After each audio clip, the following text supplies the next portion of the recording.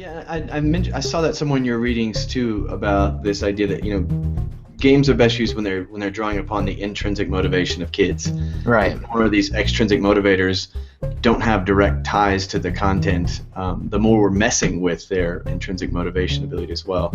I had a question for you because we just spoke with Toby Emmert about participatory theater, theater of the oppressed, Okay. where very similar to game space, they set up this safe place of play where they'll take narrative, freeze it, pick it apart, act it out in different ways. A lot of the things that you're describing in game space as well.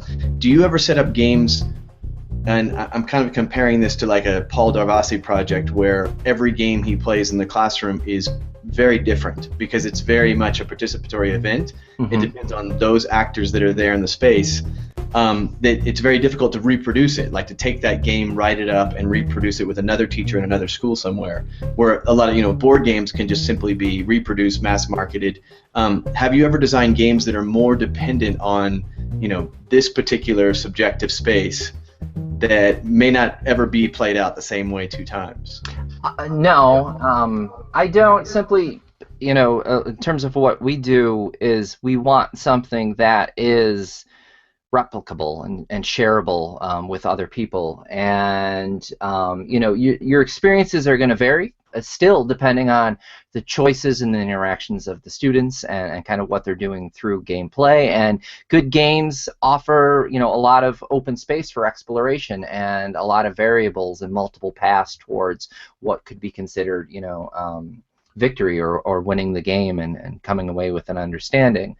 The cool thing about, like I said, I mentioned before, we strictly use more of like the physical board games in that, and the, kind of one of the reasons and approaches is that there's going back to the concept of the tool, is that those can be set up and adjusted and modified for use in the classroom. So you can create intentional instructional moments by stacking the deck or adjusting things slightly so that you get a specific desired outcome for conversation or reflection, or setting something up so a certain set of skills have to be used kind of in the exploration and the play of that game. So, I mean, there's some flexibility in terms of creating unique environments by adjusting kind of the bits and kind of what's happening in play, while still, striving to maintain the authenticity and the engagement of the play experience, which is where a lot of the value lies.